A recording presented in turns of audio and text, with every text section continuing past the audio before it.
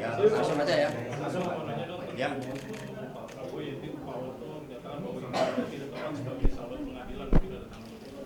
Ya, Pak Oto Hasibuan barangkali lupa ya bahwa beliaulah yang meminta kehadiran Ibu Megawati Soekarno Putri sebagai saksi. Yang mungkin maksudnya pada awalnya berbeda, sebagai barangkali suatu pressure mau menghadirkan Bu Mega, tapi ternyata Bu Mega malah siap dan dengan senang hati hadir sebagai saksi di Mahkamah Konstitusi. Tapi kemudian sampai sidang berakhir kan tidak dihadirkan. Karena itulah memenuhi permintaan Pak Oto Hasibuan, akhirnya Ibu Mega sebagai warga negara Indonesia dan juga demi tanggung jawabnya bagi bangsa dan negara, bagi kebenaran dan keadilan yang hakiki, Ibu Mega menuliskan perasaan dan pikirannya untuk menyelamatkan konstitusi dengan demokrasi dengan menjadikan diri beliau sebagai amicus curiae. Dan ini bukan dalam kapasitas beliau sebagai presiden kelima, bukan dalam kapasitas sebagai ketua umum PD Perjuangan, tetapi dalam kapasitas sebagai warga negara Indonesia yang memiliki tanggung jawab bahwa kedaulatan itu berasal dari rakyat. Dengan demikian kebenaran yang hakiki itu juga berasal dari rakyat. Untuk itu pemimpin jangan menyalahgunakan kekuasaan, semua berpegang pada konstitusi dan peranatan kehidupan yang baik. Mas, terkait pemanggilan Wali Bakri besok di Polda Metro Jaya? Ya, tadi dibahas oleh para purnawirawan TNI Polri dan kelompok civil society yang bergabung di dalam Forum Penyelamat Reformasi dan Demokrasi. Sangat disayangkan terhadap apa yang dilakukan oleh Mbak Koni. Ini kan upaya untuk menegakkan demokrasi, kebenaran, dan Polri harusnya bercermin bahwa memang kemarin terjadi penyalahgunaan kewenangan, terjadi penekanan. Bahkan kepala daerah yang sangat baik dari PD Perjuangan namanya Ibu Ipuk, Bupati Banyuwangi yang notabene adalah istri dari Pak Abdullah Aswar Anas. Beliau rajin turun ke desa, bekerja dengan baik, memajukan Banyuwangi. Itu pun diperiksa 6 jam oleh Polda Jawa Timur sebelum pemilu agar tidak memberikan dukungan kepada Pak Ganjar Mahfud. Kepala desa diintimidasi, kepala dinas, anggota legislatif incumbent dari PDI Perjuangan diawasi. Kemudian sebaiknya fokus pada penegakan hukum, dan mereka-mereka yang melakukan intimidasi itulah yang seharusnya diperiksa oleh Polri, bukan orang yang berjuang bagi keadilan dan demokrasi. Sehingga ini harusnya otokritik bahwa Polri itu, kami mencintai Polri untuk menciptakan sistem hukum yang berkeadilan seperti Singapura. Disegani, orang takut melanggar hukum, takut korupsi, korupsi tambang berapa ratus triliun tidak cepat ditangani. Ini orang yang memperjuangkan demokrasi justru akan diperiksa. Sehingga kami akan melakukan advokasi tim pembela para purnawirawan TNI Polri untuk mengingatkan agar kembali pada jati diri yang berpihak pada merah putih, pada kepentingan bangsa dan negara, menegakkan hukum yang berkeadilan, bukan kemudian malah berpihak kepada keluarga yang haus kekuasaan. Ini yang kita harapkan, sehingga panggilan terhadap Ibu Koni sebaiknya tidak usah dilanjutkan, karena Mbak Koni berjuang bagi demokrasi, bagi keadilan rakyat. Justru itu merupakan suatu kritik yang baik, termasuk bagi Polri. Karena saya menjadi saksi ketika ada pertemuan dengan Pak Ugroseno itu, bagaimana diduga ada intervensi terhadap perhitungan Sirekap, dan operasinya sudah terlalu terbuka. Mas, kemarin juga dari Noel Urmani menuding Mas Hasto sebagai pihak yang menghambat pertemuan Ibu Mega dengan Pak Jokowi maupun dengan Pak Prabowo. Ini seperti apa tanggapan Mas Hasto? Ya, Bung Noel kan nggak tahu bagaimana Ibu Mega memiliki sikap kenegarawanan, dan apakah perlu saya bacakan komentar dari ranting-ranting?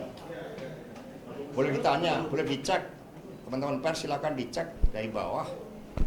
itu mereka menjadi benteng bagi Ibu Megawati Soekarno Putri, dan juga kita menjadi benteng di dalam menjaga masa depan kita. Ke depan, apakah di antara teman-teman pers dengan sistem seperti ini bisa menjadi kepala daerah, bisa menjadi wakil kepala daerah, orang-orang yang baik?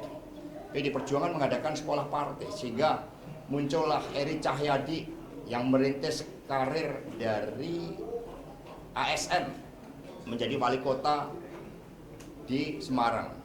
Di Surabaya muncul Bu Ita menjadi wali kota Semarang. Pak Abdullah Aswar Anas menjadi bupati 2 periode di Banyuwangi, itu dari kalangan rakyat biasa. Rano Karno dari kalangan artis tapi punya suatu keberpihakan terhadap budaya bangsa, bisa menjadi gubernur. Pak Jarod Saiful Hidayat seorang dosen bisa menjadi wali kota Blitar 2 periode. Begitu banyak dari kalangan rakyat biasa yang bisa menjadi kepala daerah, termasuk Pak Jokowi ketika belum berubah. Sehingga ini yang terancam sekarang. Nanti yang menjadi pimpinan adalah mereka yang punya uang, mereka yang punya akses terhadap hukum, sehingga hukum bisa dilanjutkan menjadi alat intimidasi. Apakah itu yang kita inginkan? Maka ini adalah sisi gelap demokrasi kita yang harus kita selamatkan. Maka mengapa Ibu Mega sampai menjadi amicus curiae sebagai warga negara Indonesia, dan kemudian menulis dengan perasaan, pikiran, agar habis gelap benar-benar terbitlah terang. Mas, berarti grassroots PDIP nggak mau bergabung dengan Prabowo? Kan Pak Jokowi tadi yang tanyakan. Ya, Nggak mau bergabung dengan Pak Jokowi. Kalau dengan Pak Prabowo Kan kita masih ada persoalan dengan MK. Kita tunggu keputusan dari Mahkamah Konstitusi. PD Perjuangan itu digerakkan oleh hal-hal yang fundamental demi kejayaan bangsa dan negara kita. Maka yang penting bukan siapa bertemu siapa, tetapi bagaimana persoalan-persoalan yang kita hadapi bisa kita mitigasi. Pelemahan rupiah sudah sangat mengkhawatirkan, 16.300 per US dollar beban utang luar negeri kita, dan ini harus kita antisipasi. Kenaikan harga kebutuhan pokok rakyat, pertarungan geopolitik, kalau ini tidak kita antisipasi, kita mitigasi dengan baik, akan terjadi krisis. Ini yang tidak diinginkan oleh PDI Perjuangan. Jadi mari kita tetapkan bahwa politik itu menyentuh hal-hal yang fundamental terkait dengan keselamatan rakyat, bangsa, dan negara, bukan sekedar siapa bertemu siapa.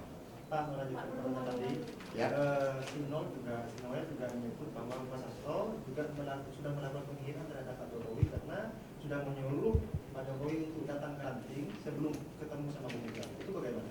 Loh, bansos saja dibagi dengan terang-terangan. Jadi bertemu anak ranting itu kehormatan.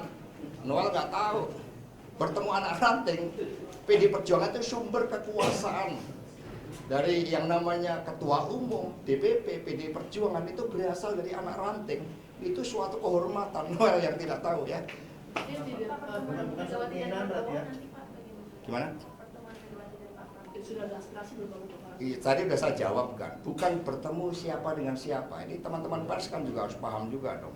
Ini bangsa ini baru menghadapi problematika yang sangat akut akibat pertarungan geopolitik, salah kelola. Ternyata yang banyak dipikirkan Pak Jokowi kan pada urusan keluarganya. Itu yang harus kita pikirkan, nasib anak-anak kita. Pendidikan banyak, ya kemarin berita bagaimana mereka yang mengikuti pendidikan lanjut kedokteran menghadapi tekanan-tekanan mental. Jadi kita negara sekarang ini menghadapi ancaman karena tiadanya supremasi hukum, tiadanya meritokrasi. Ini yang harus kita luruskan bersama-sama oleh seluruh anak bangsa. Sehingga jangan sesuatu hal yang receh-receh itu kemudian menutupi hal-hal yang sangat fundamental. Ibu Mega akan bertemu dengan pihak-pihak yang betul-betul memikirkan bangsa dan negara agar kita bisa keluar dari berbagai persoalan-persoalan yang menghantui kita, seperti masalah ekonomi, masalah tidak adanya supremasi hukum, tidak adanya meritokrasi yang dibangun di dalam penempatan jabatan-jabatan strategis, nepotisme yang kemudian makin akut. Ini yang harus kita bahas bersama-sama sebagai anak bangsa. Mungkin sedikit bergeser dari ke Presiden keputusan MK, untuk pilih sendiri sekarang sudah mulai buka dari PDIP sendiri apakah sudah penugasan misalkan di Pilgub DKI siapa? Ya kami sudah melakukan pembahasan. Partai tidak pernah kehilangan agenda termasuk mempersiapkan pilkada dengan sebaik-baiknya. Semua berjalan secara dinamis dan calon-calon kami sudah persiapkan melalui sekolah partai.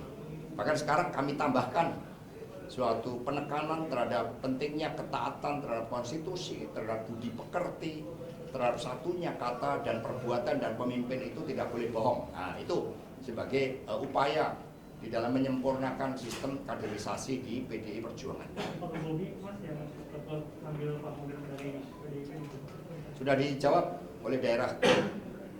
Masuk lagi Mas, kemarin Pak Jokowi bilang kalau undang-undang perampasan aset bolanya dari DPR, kalau dari PDIP sendiri Ya, jadi yang dirampas kan konstitusi kita dirampas, demokrasi kita dirampas. Jadi itu juga suatu hal yang sangat penting. Jadi jangan berpikir juga tentang perampasan aset, ini demokrasi dirampas, kedaulatan rakyat dirampas, konstitusi dirampas. Itu harta yang paling berharga yang saat ini harus kita selamatkan, termasuk juga harta-harta hasil dari korupsi. Kalau untuk nama-nama mungkin soal dipilih apakah mungkin Bu Risma atau Bu Nanti ya, nama-nama nanti. pas menjawab putusan MK nanti ada informasi bakal pengolahan aset dari 2022. Ya, kalau kita lihat kan kita berikanlah kehormatan pada hakim MK untuk mengambil keputusan dengan kejernihan nurani.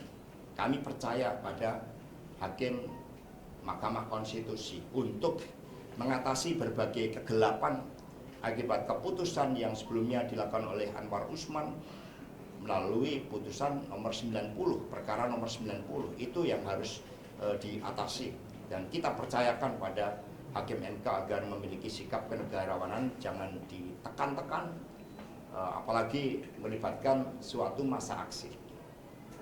Itu yang di MK kemarin ada kuasa Hukum 02 nyinggung terkait Kapolda yang rencananya mau dijadikan jadi. Mas Yusril katanya nunggu mau ketemu Pak Kapolda yang di sidang itu Mas. Ini mau dikerjain kalau datang di situ. Ya nanti Prof. Yusril dan tim hukum kami.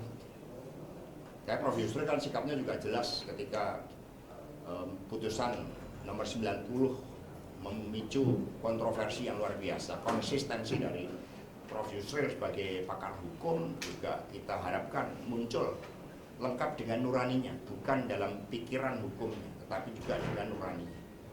Mas, satu lagi Mas, ini relawan Prabowo bakal datangan paranormal kan sehingga media Baru tanggapi saja paranormal. Kalau ini Mas Gibran masih berharap pertemuan sama Mas Jokowi. Ya, tolong tanyakan itu benar nggak? Siapa tahu bohong. Kan kita udah berapa kali dibohongin. Ya, terus. Ya cukup. Terima kasih ya Pak ya.